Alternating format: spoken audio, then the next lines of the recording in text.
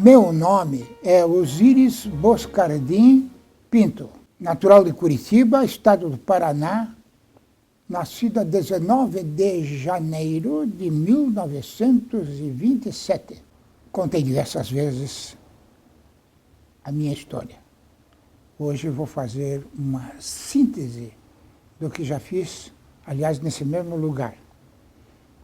E devo dizer que entre as minhas recordações mais antigas, no que se refere à minha participação como membro do Partido Comunista,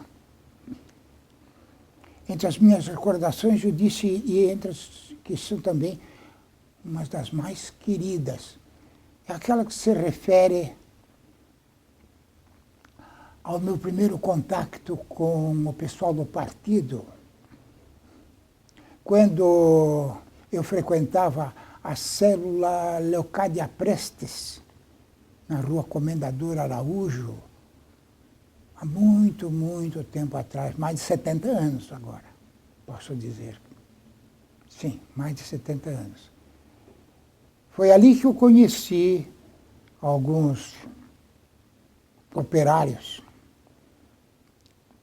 muito esclarecidos e que me ensinaram, me deram as primeiras lições naquilo que eu chamo de curso de aprendiz de feiticeiro. Foi ali que eu aprendi, dei os meus primeiros passos. Ali também foi que eu desenvolvi o meu gosto pela contestação. Foi ali que eu desenvolvi uma porção de coisas, das quais sou muito agradecido a essa gente toda, a toda essa gente que usava roupa depois do expediente numa oficina de consertos de automóveis. Eles usavam roupa suja de graxa.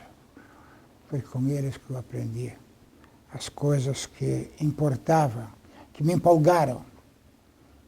E que, mais tarde, eu pus em ação primeiro ato ousado, vamos dizer, que eu tive em consequência da minha empolgação, foi quando eu era já funcionário dos Correios e Telégrafos. Eu estava na recepção uma vez no ano de 1946 ou 47, não sei bem direito. Foi no ano em que... 47, né? Nesse ano de 1947, em que eu estava na recepção de Rio Curitiba, e veio uma mensagem do Palácio do Catete Top Secret, dirigido ao chefe de polícia de Curitiba, naquela época era o Coronel Lira. A mensagem era breve e dizia que o Partido Comunista, a partir daquele momento, estava na ilegalidade. O telegrama devia ser entregue imediatamente, mas eu tive o topete de atrasar a hora da recepção. E entrei em contato com uma pessoa de muita confiança minha, que era o João Ricardo Castilho Pereira, e pedi que ele comunicasse a todos os companheiros o que estava se passando, para que ele tomasse as providências que ele achasse cabíveis, né, para que não houvesse um desastre muito grande, porque o Coronel Lira gostava de espalhafato, ele gostava de encenação e poderia causar muitos prejuízos aos companheiros, né? Esse fato do qual eu me orgulho aconteceu quando eu tinha uns 18, 19 anos, eu acho. Foi no ano de 47 e daquela data em diante, então, eu procurei ser muito cauteloso, porque trabalhando principalmente porque sendo funcionário do Departamento dos Correios e Telégrafos, qualquer comunicação que não fosse permitida, a não ser com ordem expressas vindas de cima, poderiam complicar muito minha vida. Foi um período, então, que eu passei, em que levei uma vida de muita cautela. Frequentando, sim, a célula Leocádia Preste, então, agora na ilegalidade, sim, mas muito discretamente.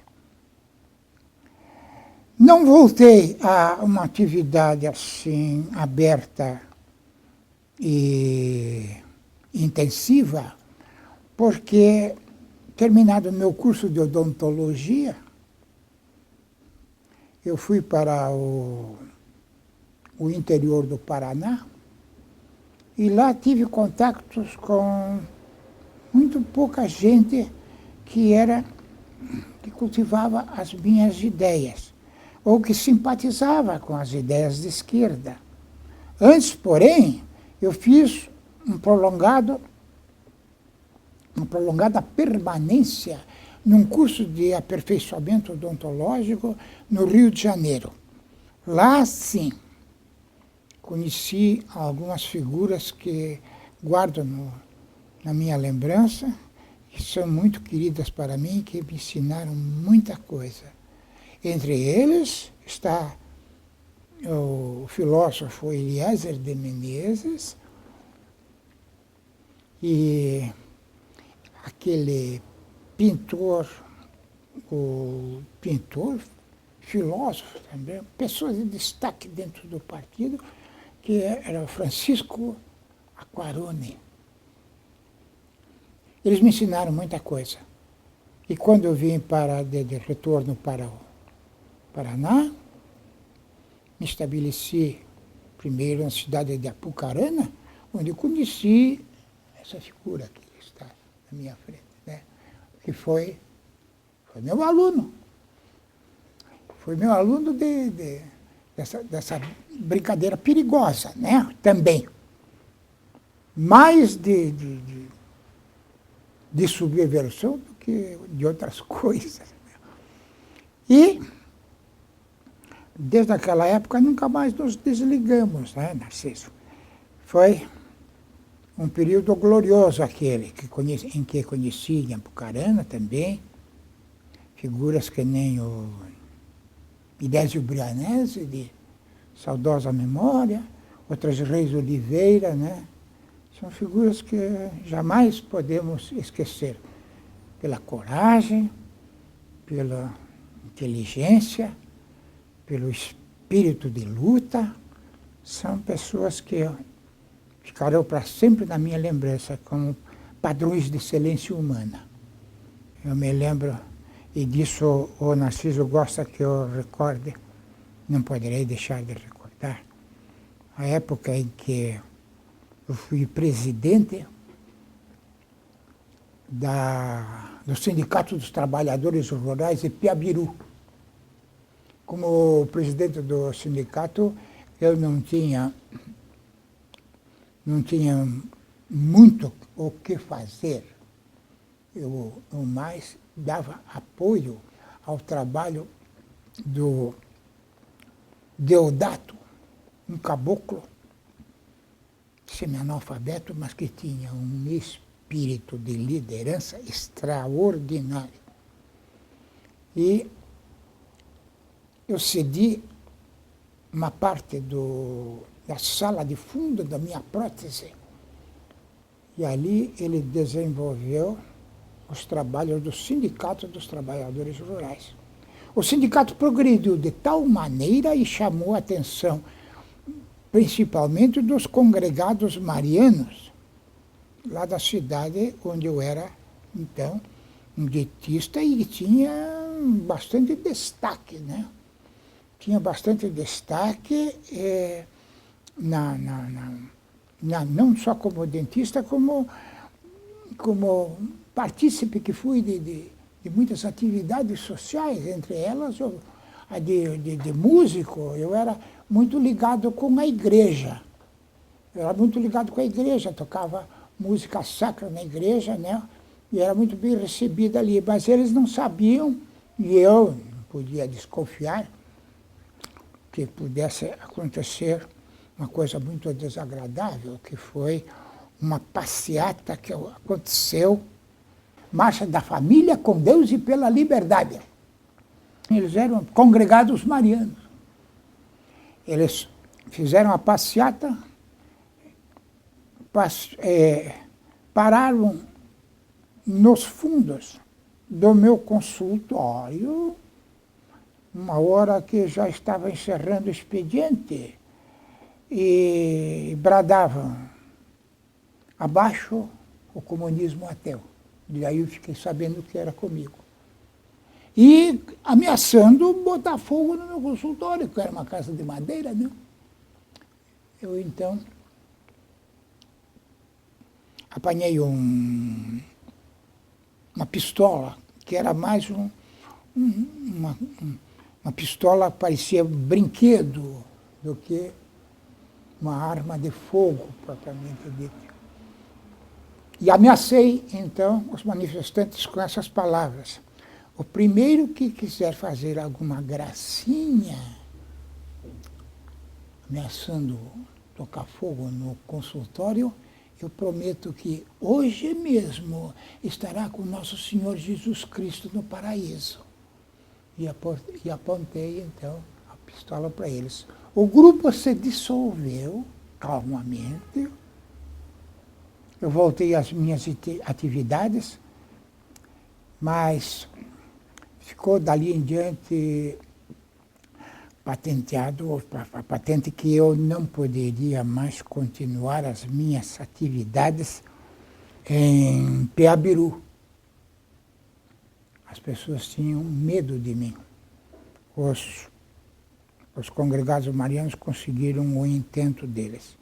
Fui então para uma cidade chamada Campo Mourão, que fica perto dali, onde eu conheci um outro companheiro a quem devo muitos favores, a quem devo muitas coisas boas que aconteceram na minha vida e que tem o nome de Moacir Ferraz.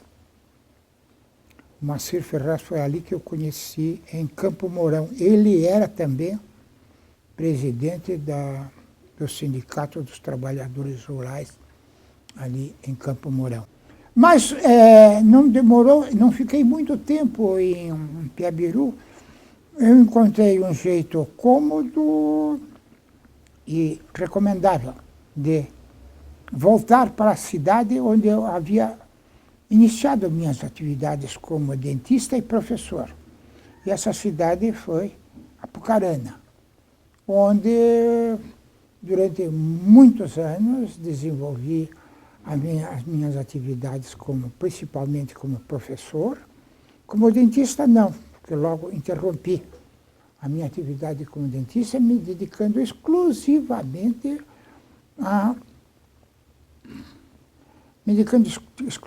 ao estudo e ao magistério.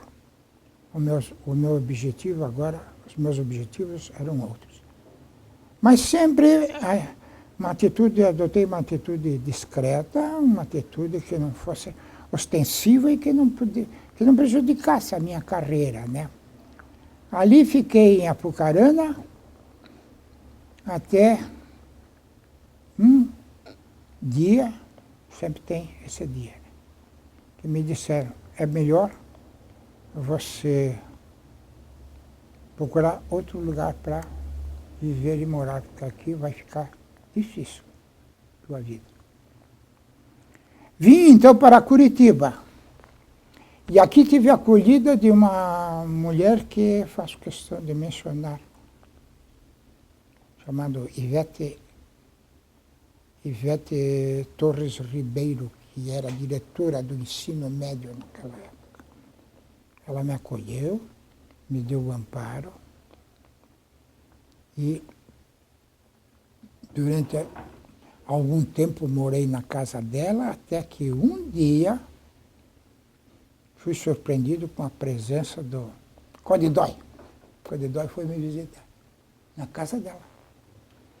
E então eu fui morar atrás das grades. Durante um período de mais ou quase 2 anos. Eu fui, devo dizer, um dos últimos a ser preso. E estive em diversos lugares. Seria ocioso dizer os diversos lugares onde estive, onde fiz a minha peregrinação, né? onde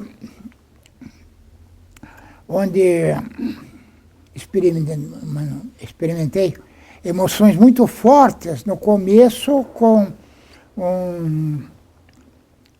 um fuzilamento simulado. Nunca passei emoções tão fortes assim na minha vida. E ali foi logo no começo, né, da minha prisão, da minha ida, que eu não sei, parece que foi naquele antigo quartel do 3º Regimento de Artilharia Montada, parece que foi ali. E depois de uma longa permanência, né, em diversos lugares em que eu estive preso, eu finalmente respondi às acusações. Durante o período mais suave de todos esses, dessa última fase da minha prisão, foi no AU, porque ali era dirigida por um indivíduo que eu não canso de dizer, foi um verdadeiro gentleman, né? O coronel Furquim, que eu conhecia de longa data. O Furquim dispensou aos presos do AU tratamento humano, tratamento distinto. Não especial, mas humano. E isso suavizou muito a nossa permanência lá no AU, a ponto de eu poder tocar o meu violino com um outro preso com quem fiz a amizade, e era um excelente músico, e nós nos despedíamos daqueles que iam sendo aqueles que recebiam um alvará de soltura, né? Sempre com um concerto, com uma festinha, né, musical. Também festejávamos a presença das famílias, que foram tantos, não só das famílias, de muita gente que ia nos visitar e que tinha permissão para nos visitar. Foi ali também que eu pude desenvolver as minhas atividades como dentista, e recebi do coronel Furquim, né, autoridade para isso, para me desempenhar, disse: enquanto estiver uniformizado, você é autoridade aqui dentro, e pode se desempenhar como tal. Essa foi a última fase da minha prisão, e tenho o registro, eu tenho o registro desses fatos, registro que eu fiz aos poucos, e que agora estou terminando, porque faltam as ilustrações, como disse para o Narciso. Eu não quero entregar esse registro, que eu quero que passe pela crítica,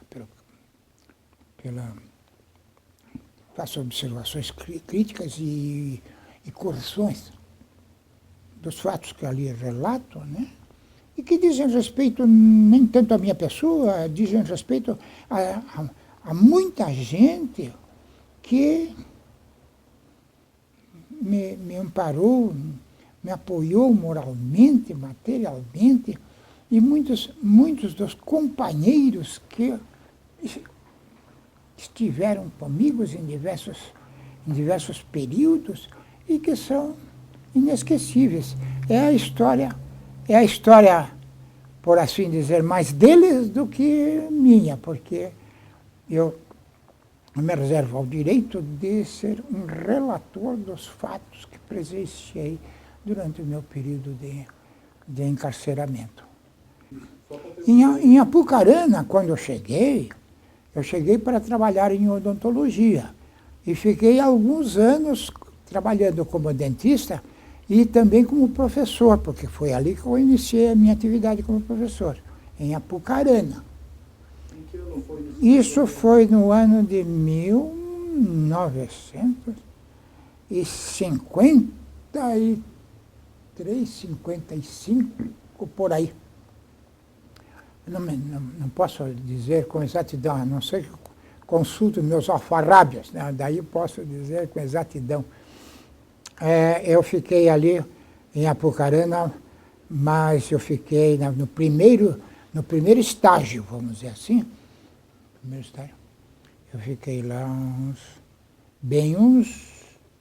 5, 6 anos no primeiro estágio. Depois eu fui adiante, né? Eu fui para frente. E vivi também num lugar pequeno que eu não mencionei aí, chamado Cambira, mas pouco tempo. Eu vivi mais em Piabiru. Piabiru também eu vivi uns 3, 4 anos só. Em Campo Mourão, eu vivi também pouco tempo. Eu vivi mais em Piabiru, um período também de não mais do que meia dúzia de anos. E quando eu voltei para Apucarana, daí que eu fiquei lá até o dia da minha prisão. Osíris, você relata 2 episódios importantíssimos dessa história. A tua participação da célula Leocádia Prestes, Sim. Em 1947, a tua participação naquele episódio onde se coloca o governo brasileiro, o governo Eurico Gaspar Dutra coloca o Brasil, coloca o Partido Comunista na ilegalidade. Sim. E depois você relata, e quase em passant, a questão da prisão de 75 na Operação Manumbi. Na verdade, você integrava uma célula do Partido Comunista em Apucarana, em 1975, é isso? A célula Leocádia Prestes não era de Apucarana, não. A Leocádia Prestes é em 1947. Sim. A célula de Apucarana é em 1975. 75. Ali participava. Você, Arnaldo Ramos Delmil, Sim. Ceslau Kanievski, Pedro Preto, Sim. Narciso Pires, correto? Muita gente. O Zé Português. Zé Português. Você é preso em 1975, no dia 16 de outubro de 75. Sim. Mas você, antes de ser preso, você foge de Apucarana. Sim. Você sai de Apucarana porque você é avisado. Eu te avisei nas prisões do Arnaldo Ramos Delmil e de outros companheiros, do Pedro Preto. Por isso é que você não foi pego, eu também não, porque eu te avisei, fui para um canto e você foi para o outro. Você veio para Curitiba. E aqui fiquei como hóspede na casa da Ivete. Depois você veio a ser preso. Exatamente. Pode descobrir a tua localização e prendeu. Isso ocorreu no dia 16 de outubro 16 de outubro. de 75. 75. Disso eu sei muito bem. Como é que você foi levado para o boicote? Eu fui levado num carro da Polícia do Exército, carro que foi me buscar na casa da Ivete Ribeiro, e que me levaram, então, de olhos vendados, né, para um lugar que até hoje eu não sei direito se foi aquele onde hoje funciona o Shopping Curitiba ou foi um outro lugar. Não sei exatamente te dizer. Isso foi no dia da minha prisão, 16 de outubro de 1975. O que aconteceu nesse local da prisão? Você ficou quantos dias preso nesse local clandestino do Exército?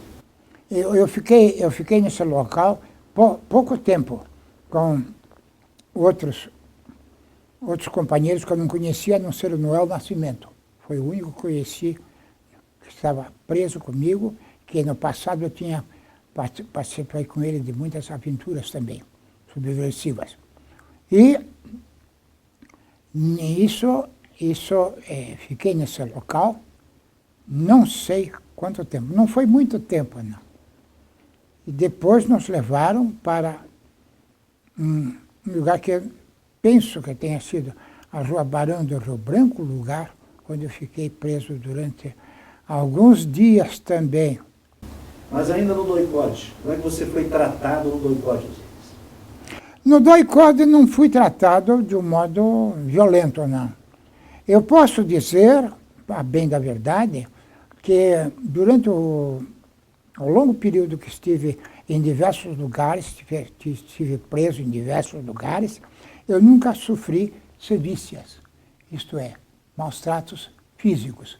Psicológicos, sim, torturantes, mas maus tratos físicos, a bem da verdade, devo dizer que não Você sofreu simulação de fuzilamento? Sim. Isso não era tortura? Isso é tortura, mas não sei se posso classificar esse tipo de tortura como sevícia. Entendo sevícia, salvo melhor juízo, sevícia vem a ser os maus tratos físicos que Mas você foi torturado psicologicamente? Psicologicamente, sim. Sofri a tortura. Ouviu gritos? Sim. Devo dizer que isso foi tão doloroso como se fosse na minha própria carne. Naquele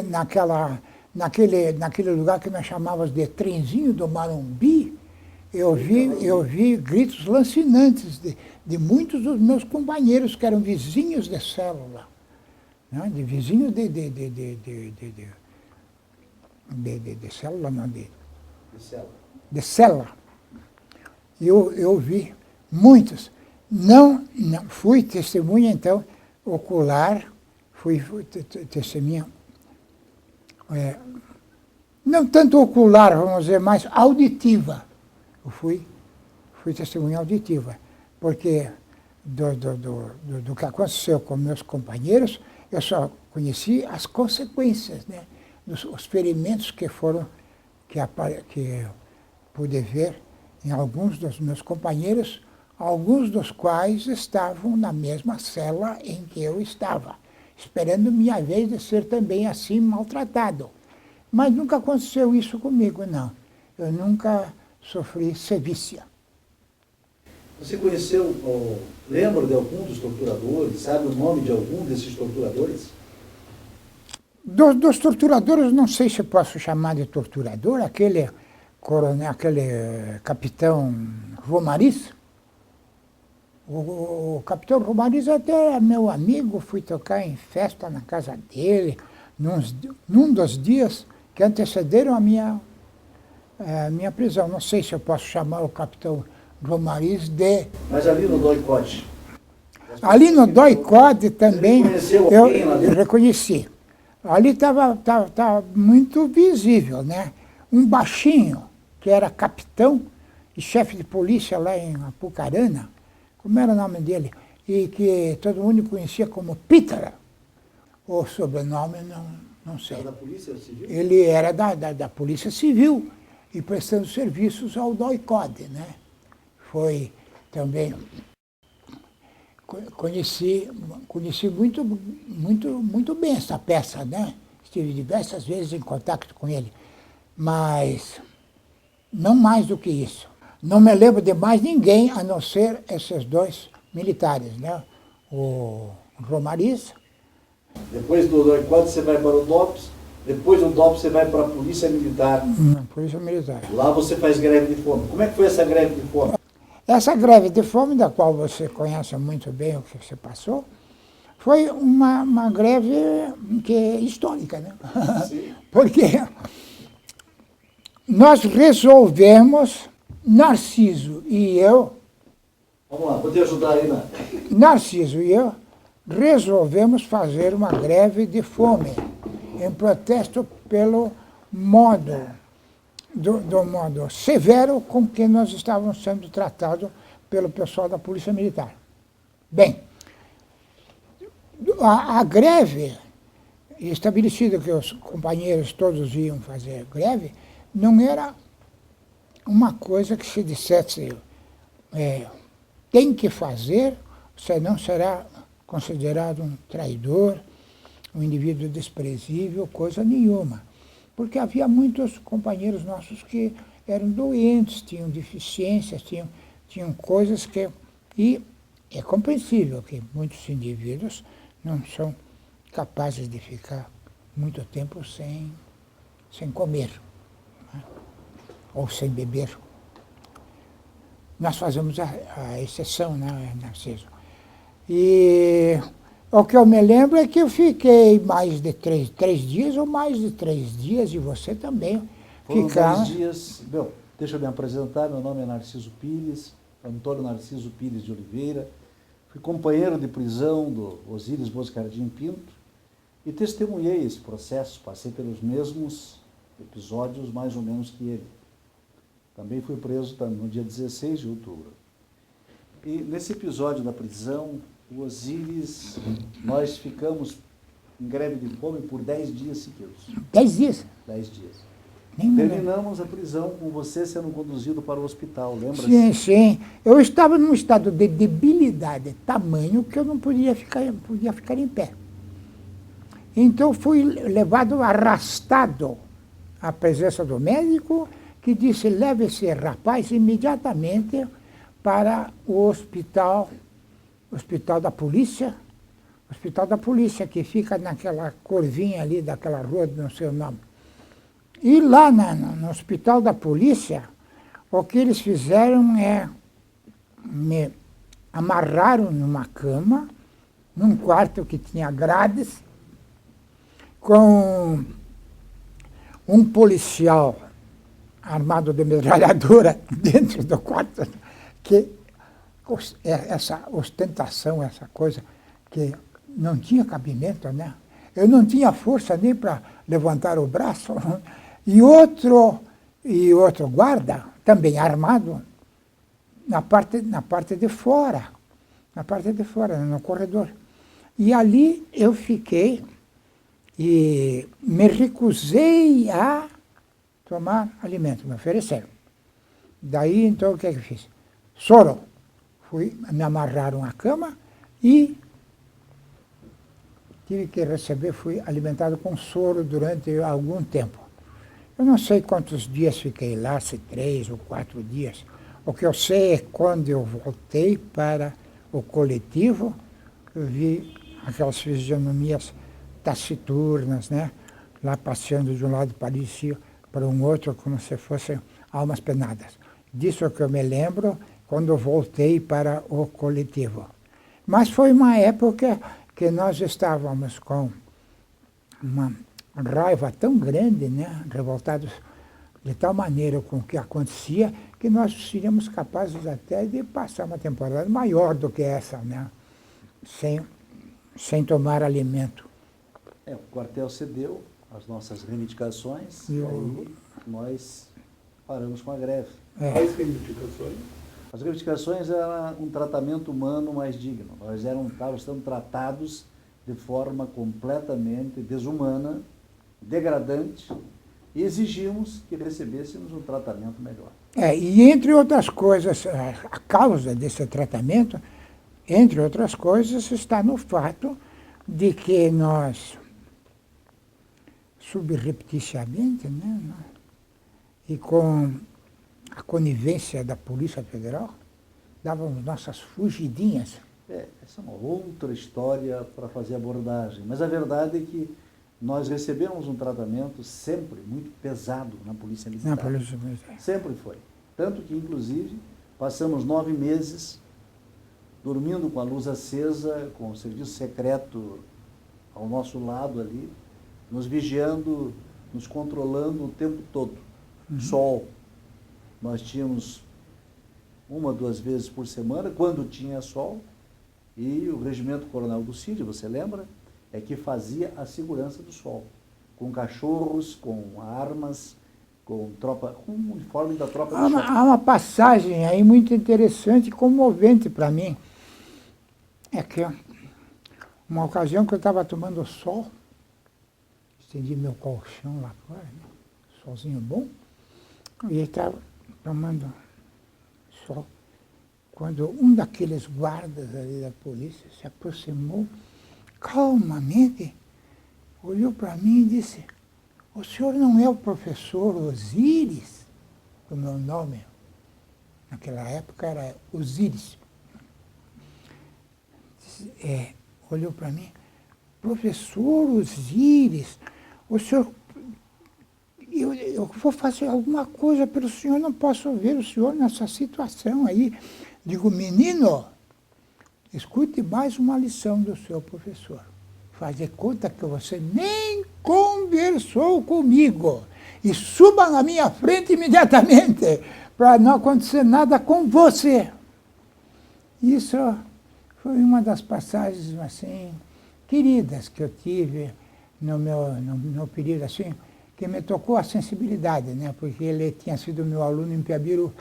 Disse: "Não posso ver o professor nessa situação, vou fazer alguma coisa, não seja louco, porque daí é você que vai preso."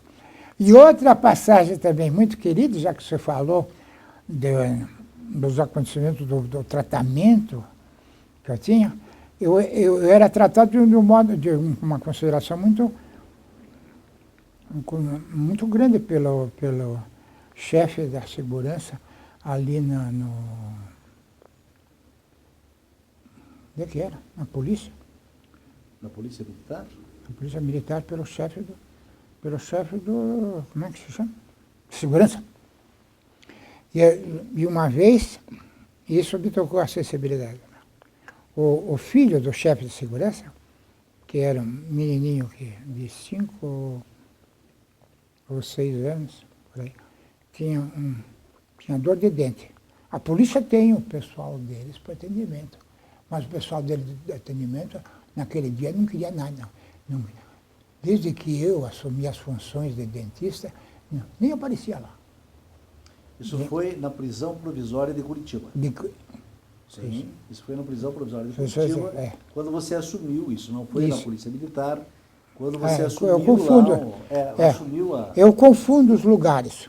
Eu me lembro da passagem seguinte, que o chefe da segurança trouxe o filho e que o pai queria que ele fosse tratar com um dentista. "Vamos agora ao dentista, que você tem que ver essa dor que você tem de dente aí." Daí o menino disse: "Não, pai, eu só trato com aquele dentista que toca violino." Foi uma coisa assim que me deixou comovido naquela época, né? Porque a consideração do menininho comigo. E daí aumentou a minha consideração diante dos olhos do pai dele, né? Do pai do menino. Osíris, você passou por esse episódio de prisão durante 2 anos praticamente, 1 ano e 10 meses. Quase 2 anos. Para ser mais exato, vai para julgamento e é absolvido. Uhum. E você sai da prisão. E aí? Como é que foi a reconstrução de sua vida depois da prisão? A reconstrução da minha vida, eu digo em poucas palavras, graças a essa pessoa maravilhosa que foi a Ivete Ribeiro, que, usando dos poderes que elas tinham administrativos e usando do poder mesmo que ela tinha, o conceito que ela tinha diante das autoridades aqui, ela não só me deu apoio econômico, que eu vivi muito tempo, né, na dependência econômica da Ivete. E ela não só me deu apoio econômico, como deu apoio extraordinário, apoio moral, né. Eu vivi na condição de marido dela, né, durante muito tempo. E foi só depois de um longo período que eu vivi com ela, que nós fomos juntos para os Estados Unidos, onde eu tenho um filho e fui morar com meu filho. Foi daí, então, que ela veio para Curitiba e só nos visitava. De quando em vez ia para os Estados Unidos, porque ela viajava muito, né? Passava por lá e sempre mantivemos, né? Uma grande amizade. Não foi ela, com todos os seus poderes administrativos, né? Quem me reabilitou como professor. Quem me reabilitou como professor foi o professor Dotti, que era Altas Pedras também, junto ao Ministério da Educação, né? E secretário de Cultura. Mas isso já no governo, em 83. Ah, já estava fora. No governo do PMDB, o governo José Claro. Luiz. Na verdade, Depois você que eu saí, você me perguntou o que aconteceu depois da prisão. Quando você é preso, você é professor da Faculdade de Ciências Econômicas de Apucarana. Exatamente. E você era professor do Colégio Estadual Nilo Cairo de Apucarana. Uhum. Você, quando sai da prisão em 1977, você não vai conseguir emprego em canto nenhum. Exatamente, foi o que aconteceu e me disseram, nem faça isso, porque aqueles que derem amparo a você estão sujeitos a serem punidos. Porque a coisa não era assim tão fácil como diziam, né? Agora tudo cessou e vamos começar uma nova fase. Por isso é que você vai embora para os Estados Unidos. Uma das razões era essa, outra que fazia muito tempo que eu não encontrava com meu filho. E ele disse, venha fazer uma experiência aqui, para ver se você se adapta a essa vida aqui entre os gringos. E, para ir para lá, eu tinha um só obstáculo. Era na ficha que eu tinha que preencher, com formulário extenso, tinha uma pergunta estratégica. O senhor já foi condenado por alguma infração que tenha cometido, por algum delito que tenha cometido? E eu disse com toda a sinceridade, né, sem mentir, não, nunca fui condenado. Porque, na verdade, você foi condenado há 2 anos, né? Eu não fui condenado. Não sei por que isso aconteceu, mas não fui condenado. Uma injustiça. Fui considerado o quê? Fui absolvido por totalidade de votos. Por unanimidade. Unanimidade de votos. Sim. Osíris, como é que foi? Bom, esse processo passou, a perseguição aconteceu, foi um período extremamente difícil, tua vida foi virada do avesso, não pôde recuperá-la totalmente, sequer voltou a Apucarana novamente. Como foi, como você vê hoje, distanciado do tempo, como você vê hoje aquele período todo, a tua experiência, a vivência, a resistência à ditadura militar, a prisão, o enfrentamento, a recuperação econômica? Como é que você vê tudo isso, Osíris, a partir de hoje? Hoje, eu devo dizer, Narciso, que aquele período que foi o período que nós podemos dizer assim, heróico das nossas vidas, né? Foi um período que, com seu encerramento, eu pude me reabilitar até rapidamente, considerando as intervenções do Dr. Dotti, considerando todo o amparo que eu tive da família, dos amigos, a sua interferência nos fatos que possibilitaram, eu digo isso com muito prazer e orgulho de dizer que eu sou hoje. O bem-estar que hoje desfruto devo, em grande parte, a esse menino maravilhoso que eu tenho aqui ao meu lado e que possibilitou, né, eu estar hoje desfrutando todas essas coisas e poder contar essa história do jeito que estou contando. A esse menino bacana aqui, que eu tenho na conta não só com um amigo, mas é mais do que um amigo, um irmão. É isso que eu nunca disse para você. E quero que você saiba, e os amigos saibam, do valor de ser moço. Que não fez isso por mim só. Fez por muitos dos amigos, fez por muitos dos companheiros que estavam numa situação difícil. Foi, se bateu, ele se digladiou com muitas dificuldades, muitos obstáculos para conseguir aquilo que eles hoje desfrutam e têm hoje também. Estão vivendo uma vida, eu não digo de grandes regalias, mas uma vida mais suave, né? Muitos dos nossos companheiros, eu devo dizer isso aí, para que saibam melhor quem é essa peça que eu tenho aqui à minha esquerda, né? Tenho na esquerda por dentro e tenho na esquerda por fora. E tenho também nas ideias. E o que eu posso mais contar de você, Narciso? Não, de mim. O que eu posso contar, então, sobre as coisas que aconteceram comigo? As coisas que aconteceram comigo foram essas. Eu recebi amparo de muitas procedências e tudo isso possibilitou a que eu voltasse a ser professor. Ainda trabalhei durante alguns anos como professor e me aposentei em situações até bastante satisfatórias.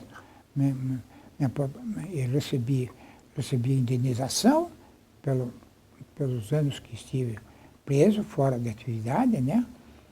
E hoje desfruto de boa saúde e ainda não sou mais aquela fortaleza que fui quando fui preso, né? Que podia ficar 10 dias sem comer. Mas ficar uns 9 dias sem comer, sou capaz. É isso. É isso que eu tenho a dizer. Há muitas coisas que acontecem, detalhes que marcam muito a nossa vida, né? Tem muitas coisas da qual também a gente vai, a memória vai apagando e a não ser que alguém reavive essas memórias, é que nós ficamos sabendo então o que é que eu fiz naquela vez, o que aconteceu, porque muitas vezes a pessoa diz, lembra-se do que aconteceu em tal ocasião, eu digo, não me lembro. É preciso reavivar, né? Mas os pontos principais, aqueles que marcaram a nossa trajetória, que permitiram também que eu chegasse até esse ponto, e fiel aos meus princípios, e me sinto feliz por dizer para vocês que nunca, em hipótese nenhuma, eu reneguei aos meus princípios, só os consolidei. E, em vez de abandoná-los, passei, então, naquela ocasião em diante, a estudar teoricamente muita coisa, e até pouco tempo. Atrás eu estava estudando Capital, coisa que eu nunca pensei, digo, depois de tanto tempo nessa luta, né? Por que eu vou estudar o Capital? Mas um dos meus sobrinhos, que estava sofrendo na mão do Klaus, disse, tio, o Klaus está com uma má vontade desgraçada contra mim. Então eu quero que você me ensine quais são os pontos fundamentais do Capital. Eu fui estudar o Capital, fiz a síntese do Capital para que ele entendesse os fundamentos da doutrina. E foi assim que eu tirei o menino do atoleiro, né? Me lembro muito bem do dia que ele foi lá e disse assim, eu estou precisando de nota alta, viu? Tio, se eu não tirar um 8 nessa prova, eu vou para a segunda época. E o Klaus é fogo, segunda época. Daí, passados uns tempos, ele apareceu lá em casa e disse, tio, eu consegui a nota. Eu fiquei bem sério, né? Diz, quanto é que você conseguiu? Diz ele, eu consegui, eu precisava de 8, tirei 9. Fiquei triste. 9? É, tio, 9 não é fácil de tirar, tio. Eu consegui essa nota com o Klaus. Diz, pois eu acho que você podia tirar 10. Você podia tirar 10. Não me venha mais aqui me dizer que você tirou essa mixaria. Daí ele me abraçou muito, né? Disse, você me tirou de uma situação difícil. O Klaus, digo, o Klaus é stalinista, por isso que ele entendeu essa nota, assim, né? E então eu levo a minha vida, né, entre cultivando minhas manias, minhas preferências, meus gostos, né? E um deles é tocar com o pessoal do Viento Sur, mas o Viento Sur, olha, não quer saber de nada. Você recebia tarefas do partido quando morava no interior? Do partido? Sim. Não, porque eu não, naquele tempo, quando eu morava no interior, eu não pertencia ao partido, o PCB, que sempre foi o meu partido. Eu me desliguei do PCB o dia que o Moacir disse, olha, sabe o que acontece, Cardini? Cardini é o meu codinome. Sabe o que acontece, Cardini? Por uma questão de conveniência, né? O PCB do Aravante vai se denominar PPS. Estou fora. O meu partido é o PCB. Partido Comunista. Envergonhado, para mim, deram bem a denominação, né? PPS, para mim, Partido Comunista Envergonhado. Desculpe se alguma das pessoas presentes, né, pertencer ao PPS. A pergunta que ele faz é se naquela época... Não. Na verdade, em 1947, quando ele vai para o interior, o partido não estava tão articulado no Paraná como muita gente pensa. E principalmente nas regiões para onde ele vai, não tem articulação nenhuma. Nem existia partido. Lá. Não existia partido. Em 1975, para se ter uma ideia, quando ele é preso, ele recentemente retorna ao Partido Comunista, que na verdade se reorganizava. Estamos em fase de reabilitação, de reorganização. Nós estávamos em fase de reorganização. Eu fui acusado, aliás, de tentativa de reorganização do Partido Comunista. Foi assim que estava no meu... Artigo 43 da Lei de Segurança Nacional. Sim. Né? Então é importante entender que ele não se articula com o partido. Eu me articulei com o partido, por incrível que pareça. Sabe o que aconteceu? Esse é um detalhe do... E fui eu que, na verdade, fui convocar o companheiro para retornar ao partido. Exatamente.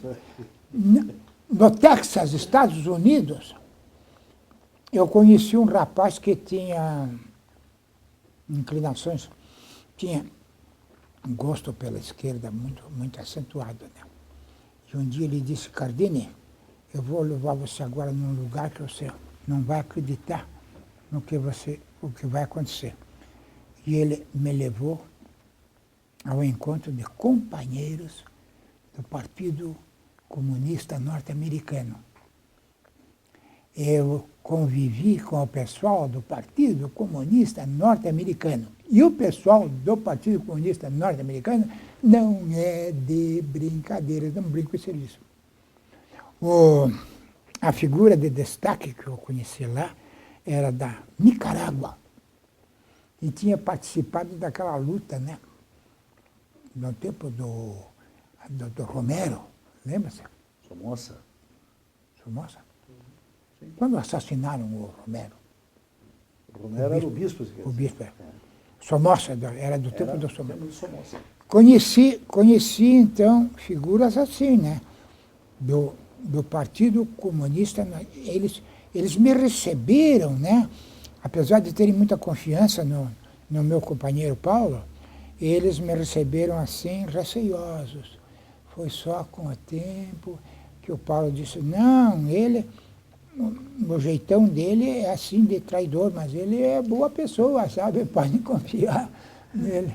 E isso foi uma coisa que que eu nunca contei para você também, né? Não, não contei. Que eu convivi, eu não digo que tenha sido membro do Partido Comunista, mas eu convivi com o pessoal do Partido Comunista norte-americano, não do partido que tenha cores de esquerda, tenha tendência de esquerda, não. O Partido Comunista norte-americano que existe, só que é tremendamente perseguido.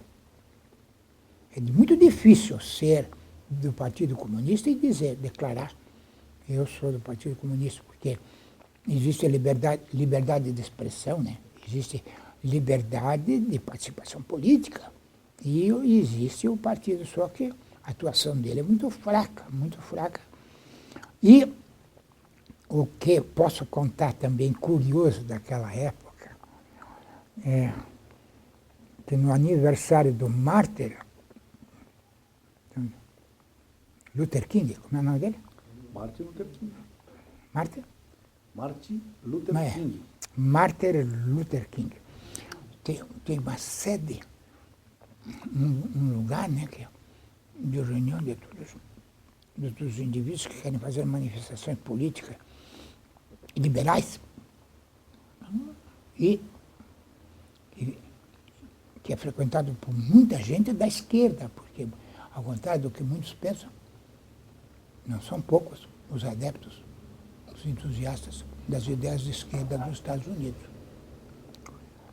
E a moça que me levou lá, que era do grupo que eu frequentava, a moça me disse, você e o Paulo, ele vai tocar violão e você vai tocar violino aí, você vai tocar aqui na festa.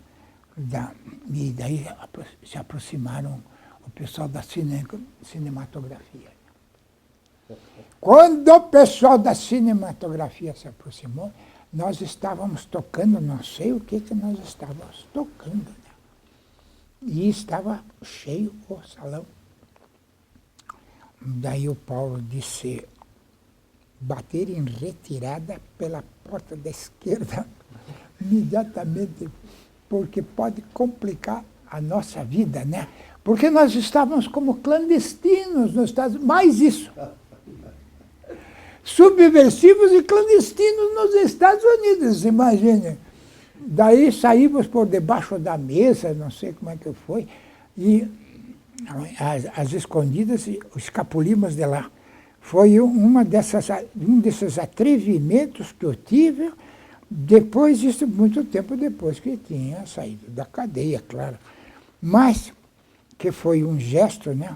Um gesto translocado, um gesto que o meu filho, que era, e eu acho que ainda é, né? Simpatiza com as ideias de esquerda, ele disse, velho, você é um louco. Não sei se o que foi melhor que você devia de estar preso lá, porque lá em Curitiba, preso lá em Curitiba, você estaria mais seguro do que aqui, no meio dos gringos.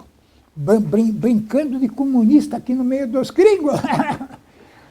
Em 1947, seus Osíris, hoje em dia são poucos as pessoas que militaram que podem falar um pouco mais de como era essa militância em 1946, nesse período conhecido como o populismo, né, que tinha uma redemocratização, mas que não incluía o Partido Comunista. Era uma democracia não para o Partido Comunista. Como que eram as atividades nesse breve período, então, que o senhor militou nessa célula? Não me chamo de senhor, não, senão eu me sinto muito aburguesado. Que você... Então, nesse período de 1947, da qual eu me lembro muito bem, foi um período que não teve aquela... Não teve aquela severidade que veio depois, né? Eu posso dizer, usando uma figura que já era usada naquele tempo, né? Que naquela época eu era um comunista do tipo, como é que nós chamávamos? Festivo. Era mais um comunismo festivo. Uma das nossas brincadeiras, por exemplo, uma das coisas que gostávamos de fazer e aconteceu, foi quando o Plínio Salgado, já ouviu falar dele? Plínio Salgado veio fazer um comício em Curitiba. Ele era candidato à presidência da República. Sabe qual é a recepção que nós demos a ele? Jogar essas bolinhas de gude no asfalto para que a cavalaria não pudesse vir em cima dos estudantes de esquerda. Porque naquele tempo, ser de esquerda era mais um esporte do que uma convicção política ou filosófica, viu? Naquele tempo, a gurizada, principalmente os universitários, gostavam de fazer essas molecagens, né? Provocar a polícia. E você sabe que os cavalos no asfalto, pisando nas bolinhas, eles perdem o equilíbrio, né? E foi como nós recebemos aqui em Curitiba, nós recebemos o Plínio Salgado na rua que levava ali para a Boca Maldita. Ali que ele fez ele fez o comício dele, né? Mas com grande dificuldade, porque o nosso prazer era fazer dessas molecagens, desse tipo. Não era, a repressão naquele tempo não era severa, não, de modo nenhum. O que se tornou um banditismo, um nazismo, uma coisa insuportável, foi que nós nem suspeitávamos que pudesse chegar a esse ponto execrável, a esse ponto que chegou, né? Porque nós levávamos a coisa muito no esporte. Era esse o clima psicológico da época e o modo como nós encarávamos os fatos, né? De um modo mais ou menos displicente, vamos dizer. Nós, estudantes bem entendidos, né? Tinha gente que, claro, levava as coisas muito a sério, estudava, existia estudiosos como não existe mais hoje, né? Gente que levava e que escrevia, existia um grande número de intelectuais de primeira plana que aderiram às ideias de esquerda, né? Foi uma época maravilhosa também sob esse aspecto, porque a nata da intelectualidade brasileira, por assim dizer, tinha aderido à esquerda. Foi uma época assim bonita nesse... Um breve período, né? Em que você, naquela época, quando se dizia, eu sou, ou alguém acusava você você é de esquerda, né? Ou você dizia que era membro do Partido Comunista, ou se era comunista, você podia dizer aquilo com orgulho e abertamente, que as pessoas olhavam para você com respeito. E isso foi naqueles anos gloriosos de 45, depois da guerra, né? Começou a Guerra Fria. A Guerra Fria foi acentuando, então, essa animosidade contra o comunismo. A Guerra Fria começou propriamente com o fim da Guerra Quente. E não havia aquela coisa de dizer cuidado com o que você está dizendo, que você pode ser preso, porque era tudo muita coisa era levada na base da gozação, na base do esporte, né? Era muita coisa era levada mesmo na brincadeira. Seu Osíris, conte um pouco para a gente, deixar registrado, como foi esse seu relacionamento com a Ivete em tempos tão obscuros e avessos a qualquer sentimento nobre, e tão nobre como o amor. Como foi? Então, eu conhecia, a Ivete era minha prima, por obrigação. Ela não era prima de sangue. Eu conhecia a Ivete desde de garotão, né? E a nossa amizade foi se desenvolvendo e depois, com o passar do tempo, ela seguiu um caminho, eu segui outro. E nossas ideias coincidiam em muita coisa, mas ela não professava doutrina política nenhuma. Naquele tempo que nós éramos namoradinhos ainda, não é? E só depois, quando ela tomou conhecimento de que eu estava envolvido nessas atividades, que ela então se reaproximou, daí ela já era viúva, ela veio ao meu encontro e disse: tudo que você precisar e que eu posso fazer para suavizar a sua situação, eu estou aqui, viu, para fazer isso. Nada me dará maior prazer. Já era então uma amizade muito forte que nós mantínhamos naquela época, já de moços, né? E quando ela veio me dizer que punha tudo que ela pudesse fazer, ela faria para suavizar a minha situação, eu respondi para ela: olha, há muita coisa que você pode fazer, sim, mas tendo a tua amizade, tendo o teu amparo, tendo o teu respaldo material e moral, eu tenho tudo. O que eu quero é que você, usando dos seus poderes, você vê se você faz alguma coisa por outros companheiros que estão numa situação muito difícil mesmo, aqui, passando, inclusive a família deles está passando fome. E ela então foi maravilhosa naquela ocasião, porque ela tirou muita gente de uma situação dramática. E foi nesse aspecto de ter essa sensibilidade humana imensa, é que ela viverá sempre na minha lembrança, né? Faleceu há não muitos anos atrás, ela viverá sempre na minha lembrança como uma das grandes pessoas que eu conheci, não só daquela época, como uma das grandes pessoas da minha vida. Então, em 1975, quando você vem para Curitiba, é o que Isto falou? foi que houve a maior aproximação, então, entre nós. Então, ela te mandou uma carta? Como você... Não, ela não mandou carta. E como você foi parar na casa dela? Como foi esse contato? Ela trabalhava no Ministério da Educação, me convidou para vir a Curitiba para participar de alguns trabalhos aqui ligados ao Ministério da Educação.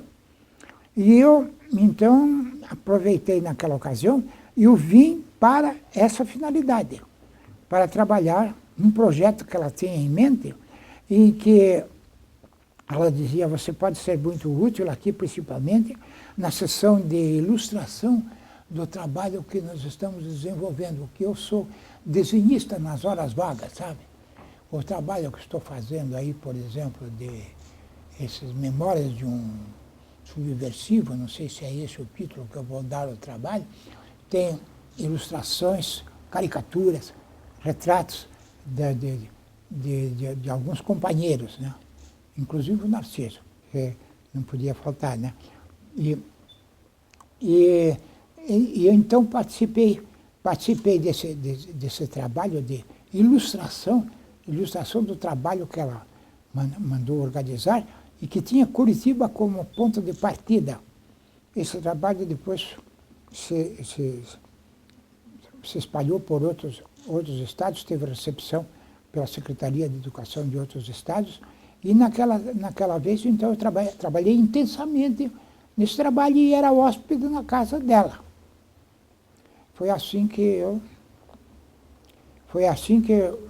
me reaproximei da Ivete, depois de muitos anos em que nós éramos namoradinhos, né? Desde a infância. E fui naquela situação. E foi na casa dela que no dia 15 de outubro, né, de 1975, o Código 2 foi me buscar, para daí ser hóspede num outro lugar, em muitos outros lugares, não só, muitos outros lugares, a partir de então. E depois que eu saí da cadeia, eu continuei, vivi com ela ainda muitos anos. Vivi com Ivete muitos anos. Fomos para os Estados Unidos juntos, viajamos pelo um pedaço do Brasil juntos. Conheci muita coisa, conheci o México na companhia dela, conheci e não fui. Mais adiante, não fui lá aos confins do mundo, porque estava muito interessado em desenvolver minhas atividades, sim, nos Estados Unidos, onde eu fiquei 2 anos. Fiquei 2 anos e eu ainda tenho lá 2 filhas que moram lá e um filho que ainda moram lá. Então, antes de você ser preso, vocês já tinham reatado os laços amorosos? Sim, antes de ser preso. Mas não foi. Se correspondia por cartas, então, Sim.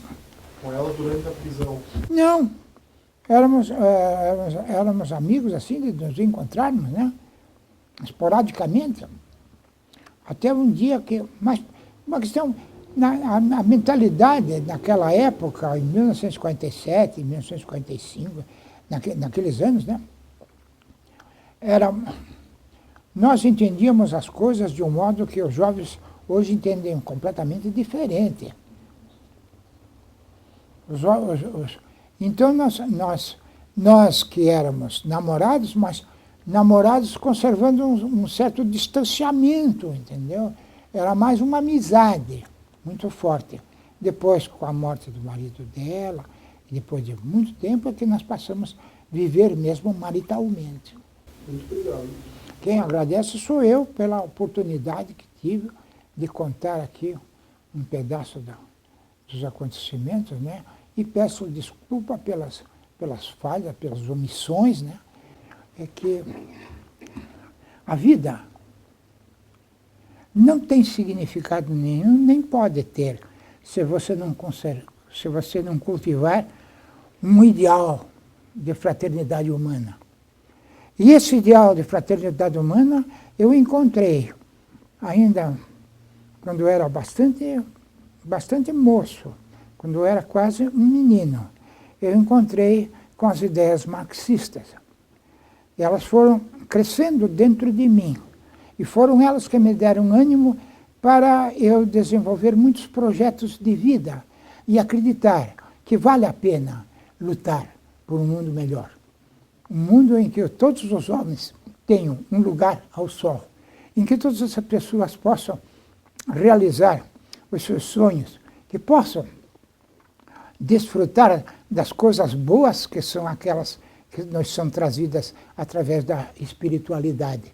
Porque sem esses sentimentos de aproximação humana, sem esse sentimento de fraternidade, sem essa convicção de que um dia, como eu disse num poema, né? Um dia as humilhações de todos os séculos, que pesam inexoravelmente sobre teus ombros cansados, haverão de florescer esplendidamente nos avatares da grande redenção. Qual novo Prometeu que ao orbe desce, trazendo lume dos páramos divinos, tu, nobre maldito, romperás os grilhões que te acorrentam a dura lida de um viver de escravo. Então, na madrugada rubra do novo homem que vai nascer, hosana se ouvirão exultações de glória, entoando a canção da tua vitória.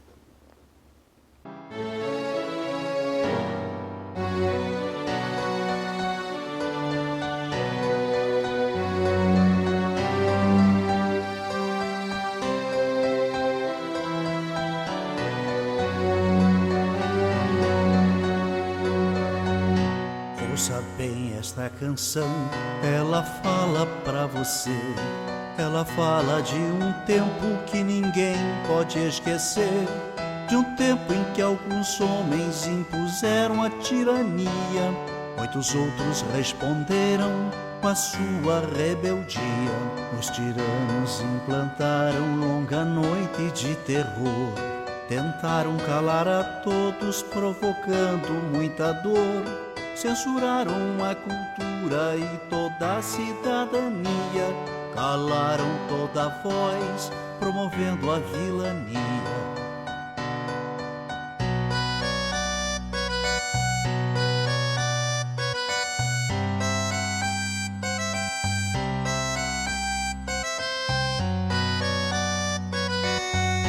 Pelas fábricas, escolas, nas ruas e construções, Reagiu o nosso povo à violência dos grilhões. Resistiram estudantes, camponeses e operários.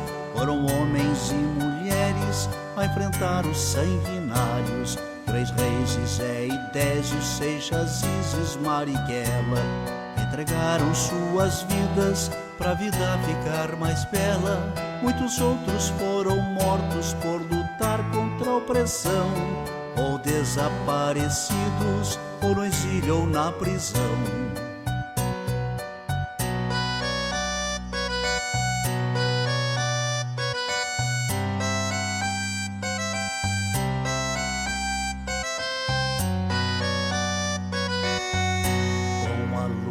Desses homens derrotou-se o opressor. Muito sangue derramado, muita lágrima e suor. Quem tem medo de retorno não se sinta equivocado. O terror que foi um dia poderá voltar dobrado. A mesma vigilância de quem ama a liberdade poderá impedir que volte o império da maldade. Mas a luta continua por justiça e pelo pão, pela reforma agrária, por saúde e educação.